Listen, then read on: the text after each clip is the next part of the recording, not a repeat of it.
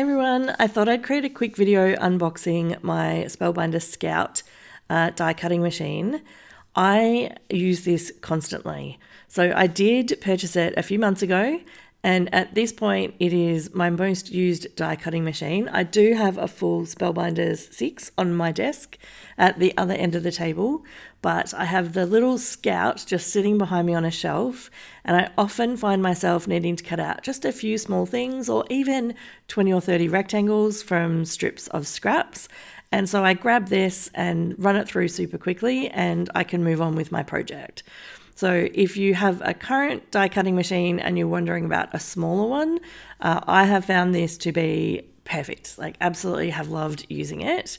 When I open the box, it's exactly the same as any other die cutting machine. It comes with a couple of dies that you can use to get you started, and everything's really well packaged with instructions, etc.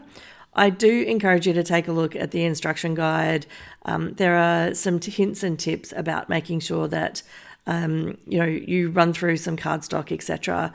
I don't know sure it's to kind of prime the machine, but they do say it takes a little bit for it to kind of settle into doing some nice and clean die cutting. So for me, I unwrapped it, flattened out these little sides. This is so cute. Like the profile of it is so small, and it's no space on my shelf at all. And then the fact that you just literally flip down the edges and then roll through the really narrow plates, it literally, I'm not going to say game changer because that's crazy, but I've definitely worked out that this is something that I'm glad that I purchased.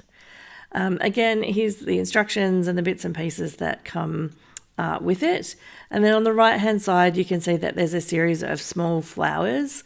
I don't tend to use a lot of small die cuts in my projects because I do bulk card making. It gets really, really fiddly and time consuming if you create things out of lots and lots of small elements. So you'll generally see me create bigger elements that I can then use on mass produced cards. Everything that you need comes in this package. It has all of the different plates. They are all labelled, so it's very clear what would you use for an embossing folder, what would you use for standard die cutting. For the moment, I think I've only done embossing once, and it does come with an embossing plate here so that you can try it out. Most of the time, I've just been doing standard die cutting with mine, and it's just the plate at the bottom and then the two clear. So they're all very, very clearly marked, and it does tell you which ones to stack if you're going to do dry embossing or if you're going to use an embossing folder. And so you can see here the alphabet system where it tells you the letter for each plate, and then on the base it tells you which ones to layer up depending on how you're going to use it. It's very, very simple, and I would actually think this would be really good for new card makers. Now, I did put it to really good use before I created this video, and you're going to see here in one of my previous projects, and I will link it below if the cards pique your interest, but I'm just going to create the craft matting layers here using the nested circles from Hero Arts, so I'll also make sure I link those below. But I'm going to just run this through and create my first circle. I think this is the very first one that I made. And you can see here, I've not edited this out, but you can see here that I'm a little unsure how to hold it. I'm a little unsure how to push the plates through. I sort of go forwards, backwards. I'm really pressing down hard here and trying to keep the plates in. I thought that at this point, I had probably made a bad choice. But then I realized once you actually get used to it and you hold it firmly on your desk, like, it is very stable, but if you hold it firmly on your desk and run it through, then it just cuts like an absolute dream.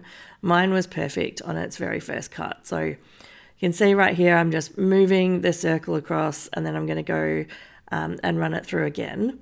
My desk was shaking quite a bit because of the way I was holding it and the force that I was putting on it. But I have found that it's a little easier now that I'm used to holding onto it tightly. So just running those back and through. At some point I worked out, okay, so this is actually working super well. I should put 2 of my circles on here at once because obviously it's actually quite a big plate size. It's 3.5 inches wide, which means most of the dies that I have, whether it's sentiment dies or circles or just the basics that I would use in my card making, are perfect. If I do need to use one of my cover plate dies, or maybe I'm doing lots and lots of die cutting at once, then I will use my Spellbinders Platinum 6. So having both of them is absolutely useful for me. If you have any questions about the Scout, or you're not sure about using a smaller die cutting machine, put them in the comments below and then I will happily answer them. I just wasn't really sure what other detail to go into in the video, so I figure short and sharp is good, but I'm super happy with my choice and highly recommend it to other crafters. I have put a video here that I think you might enjoy. Have a great day.